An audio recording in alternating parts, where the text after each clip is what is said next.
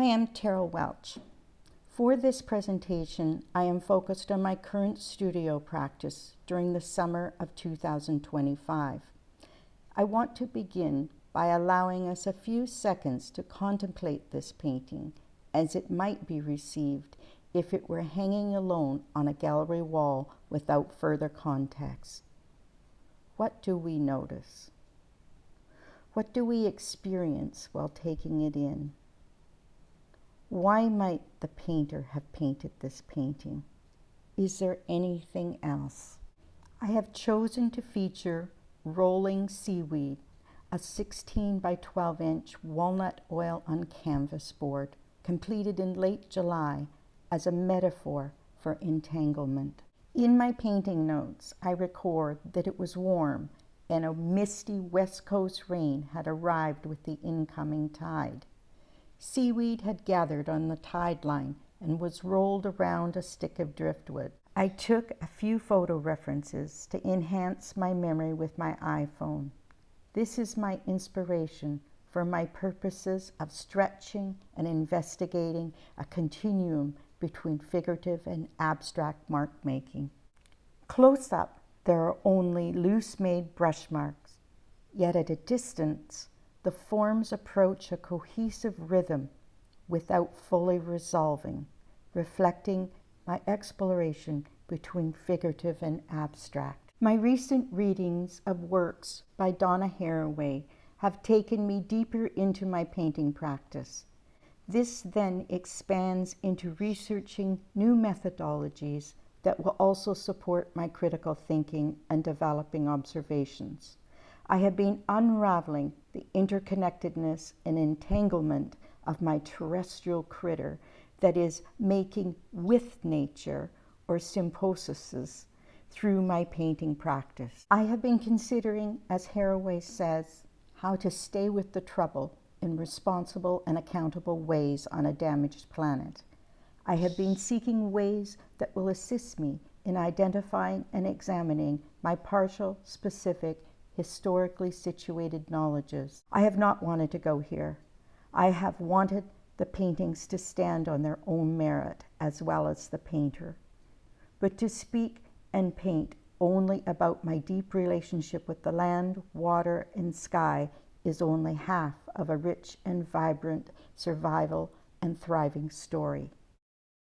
In the research methodologies proposed by Natalie Lovelace, I am taking a research creation and painting practice-based research approach with driving purpose, authenticity, and vulnerability. More specifically, I use reparative painting practices, which Shannon Forrester clarifies are not material or genre specific, and includes, through critical examination by the painter, the need to identify not only what is visible, but also what is invisible in a painting through the inclusion of writing about my process, decisions, and the painting.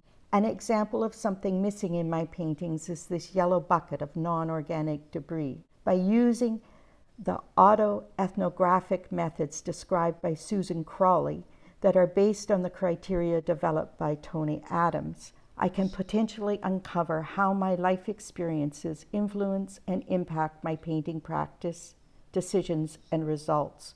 What is missing in my painting is more than the pieces of glass on the seafloor and the bits of plastic that are entangled in the seaweed. People are missing from my paintings. Any reference to my experience of my gender is not overtly present. There is more, but this is a start. In this final image, I have created a continuum illustration of landscape figurative abstraction. This illustration is my personal and my own inner defined positioning of my artwork made visible. The challenges come from what goes beyond figurative and abstraction in creating a painting, such as choice of materials, scale, and development. These aspects of painting choices I am noting but are left unresolved in this illustration. I start with a line and put a yellow circle in the middle. Immediately above that line are my personal, significant Renaissance to modern art painters.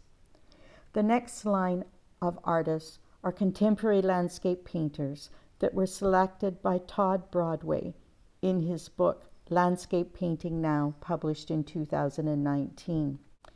The third and top line of artists are colleagues and peers whose landscape-influenced paintings have enriched my understanding of my own practice. Now, below the line with the yellow circle in the middle, I have plotted my landscape painting practice with specific attention to the more recent Seafloor series. The lines in green represent those works that could be plotted on the Renaissance to modern art period of the continuum. This isn't an easy fit due to having incorporated the child's view and landscape of the small perspectives. But for the mark making itself, it is the best fit. The purple lines represent where I am leaning in my mark making, particularly in my most recent paintings. The purple X on the far right is there because it is something I have tried in the past and haven't yet found a way into complete abstraction that still holds my visceral sense to place.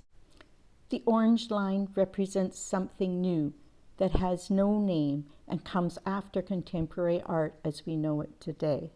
I want to see if I can brush, push, slide, and scrape a single painting to encompass this much of the mark-making continuum as I have identified it. To conclude, I want to return to the first image of my painting, Rolling Seaweed. Now what do you notice? In review of what I have presented, what else might I be considering? A text and full reference list of my presentation is available. Thank you for your time and consideration.